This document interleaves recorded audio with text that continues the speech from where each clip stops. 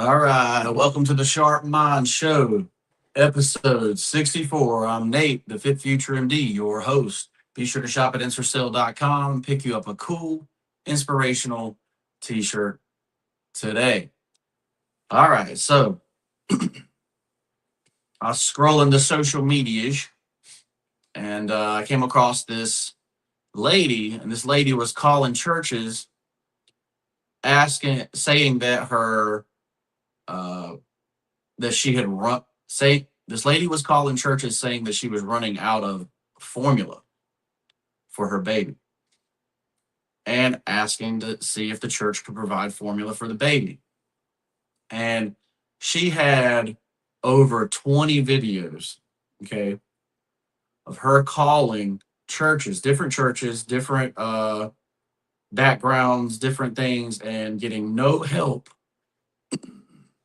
She was getting no help to get formula for her baby that was hungry, right?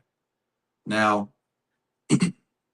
I don't know about you, but this kind of caused a little bit of outrage for me because a can of formula is $30, right? Like, you can get 4 cans for, if you buy 4 cans, you can get it for $25 a piece, right?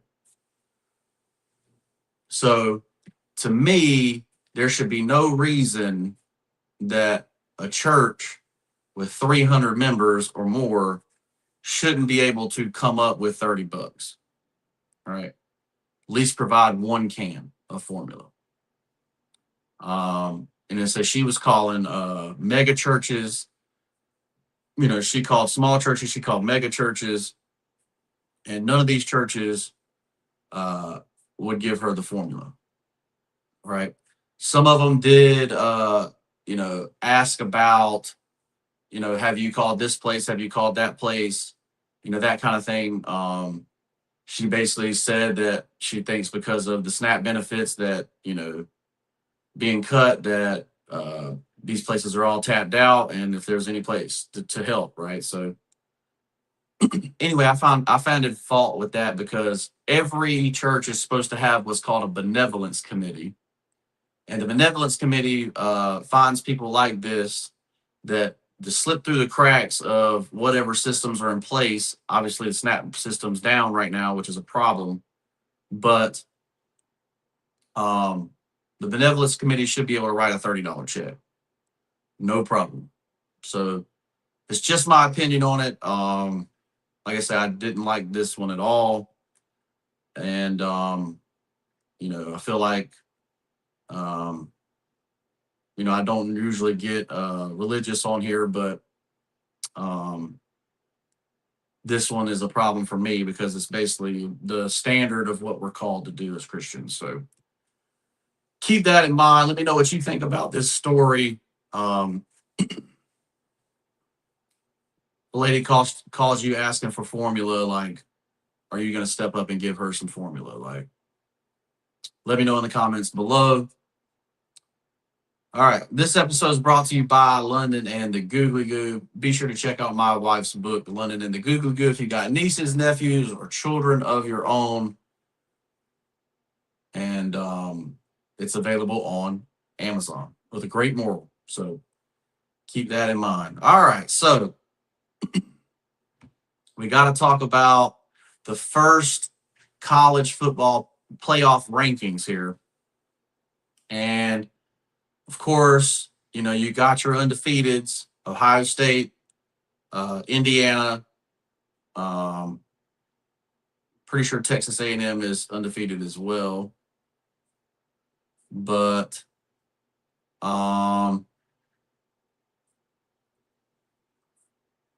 you got 3 teams getting in for the SEC. You got Alabama, Ole Miss, and Georgia. Right. BYU, I think, is still undefeated, and they got the number 7 seed, with Memphis getting in as the last seed, number 12. But obviously, the ones that are really the one that's controversial, I think, is Notre Dame, because Notre Dame, I think, lost to Virginia Tech, or not Virginia, to Virginia and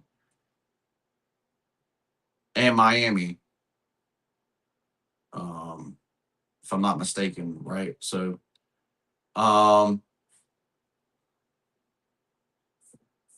like I say, so for the SEC, that leaves out Ole Miss, which has had a great year, right? No, Ole Miss is in. Is Ole Miss in? Oh, never mind. Ole Miss is in. So that puts 1, 2, 3, right? 3. Okay, so Ole Miss is in, and then so that leaves out Texas, who is obviously the preseason number 1 was Texas, and they've obviously gotten a lot better over the year. They just took out somebody big, but they got 2 losses, so they're probably not getting in. USC's out for the Big Ten. Oregon's in for the Big 12. You got BYU and Texas Tech.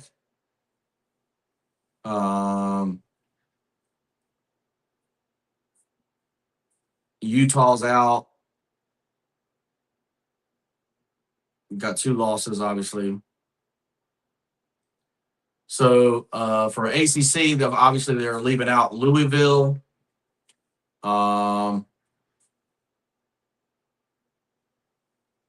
They basically just lost to Virginia, right? They beat Miami. You know, they basically got to win the ACC to get in, and they got like a 10% chance of doing that.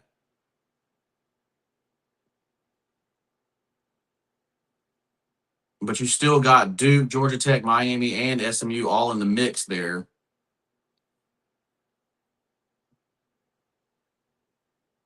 So Memphis is obviously the I'm a ECU fan, so Memphis is obviously the winner of the American, and they may be the last winner in. So you'd have them play, like right now, if it stood today, you'd have them in at the 12th spot, and they would play Georgia. Virginia would play Ole Miss. Notre Dame would play BYU. And Oregon would play Texas Tech. So let me know what you guys think about this first AP poll here, this first actual CFB playoff bracket projection. Is it something you'd be excited for? You'd be excited for this playoff? I think it'd be great if Memphis beat Georgia, but then they'd have to beat Georgia, then Alabama back to back. Like that'd be kind of rough. Let's say Oregon, Texas Tech, not really excited for that one. Virginia, Ole Miss, not really excited for that one. Notre Dame, BYU, not really excited for that one. So I really have, as far as the first games, I really got no excitement for that.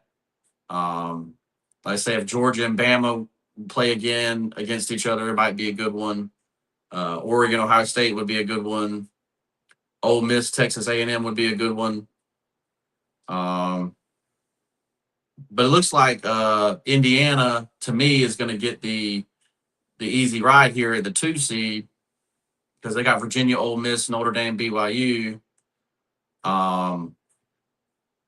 So they would end up getting Notre Dame, BYU, and I think that would make them an easy winner to the semifinals, where they would probably play Texas A&M, and that would be a good game, Texas A&M, Indiana.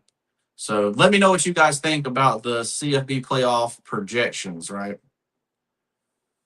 All right, so on to the next one. All right, so it's coming to an end of an era here for me. Like I say, my wife and I's first date was to a place called Denny's, right? I don't know if you've heard of it, but Denny soared yesterday 50%. When the Grand Slam breakfast maker struck a deal to be acquired for $620 million by TriArtisan Capital Advisors, Treville Capital Group, and Yadav Enterprises. They agreed basically to purchase the diner for $6.25 a share. It's currently sitting at $6.18. It was, obviously sitting at $4. But if this company goes private, obviously the likelihood of it becoming successful again is usually pretty bad, right? So that means that basically in a couple years, the private equity firms are going to take off the parts of Denny's and then, try to make their capital investment back and, basically make it where Denny's no longer exists. It's happened to Red Lobster. It's happened to a lot of places, right? So definitely surreal for us. Like I say, honestly, it's one of the most difficult businesses to be in is the restaurant business. Obviously, it's better with scale, right? So the more restaurants you have, the easier it is to stay in business. Because if one's doing bad, hopefully another one can cover it, that type of thing. But like Denny's is open 24 hours. Their food is good. Usually their atmosphere is pretty decent. So not sure really why Denny's is doing bad. I don't think IHOP or Waffle House are really any better. I don't think as far as the 24-hour open places out there. Let me know what you think is going on with Denny's. Obviously, we own Denny's, so we are up pretty good here. So let me know what you guys think in the comments below. And is it a good share price of $6.25 to sell it? And then it's less, $620 million for all these restaurants. But let me know what you guys think in the comments below. Do you sell? Oh, here's a good question for you. Do you sell and get out right now at $6.18 when it's $6.25 a share? Or do you wait for the $6.25 a share? Or the deal, because it's just a rumor that the deal will happen, right? So the deal could not go through as well. So think about that. Let me know in the comments below. All right. So last thing of the day, quote of the day. We suffer more often in imagination than in reality. That's Seneca.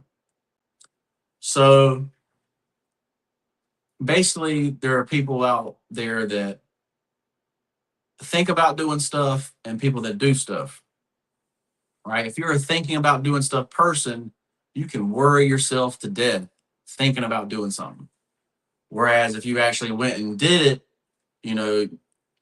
you actually wouldn't suffer at all. Like the reality of actually going and doing the process is not difficult. It's not hard, that kind of thing. So so many people live in fear where they have nothing to lose at all anyway. Like I say, it's really only when you become middle class that you really actually have something to lose, right? So if you're driving a truck that, you pay $750 a month for, and you lose that truck, guess what? You just go get another one, right? It's really just possessions that you fear of losing, right? But you have to take the risk. Like once you get to middle class, you have to take a risk to get to, if you're going to continue to go up, right? Because you're in America, right? There's no reason to sit in America and be poor, right? So keep that in mind. We suffer more often in imagination than in reality. So I'm Nate, and I'm a life coach. If you're suffering more in reality than you should be, hit me up in the DM for life coaching. Holler at my beautiful wife on Instagram at Meredith D. I'm sitting in the background dancing here. That's right. But check out the stuff new coming from her soon. Ready to drop. Be announcing that soon. Shop at InstaSell.com. Pick you up a cool inspirational t-shirt. And we'll see you in the next one. Peace.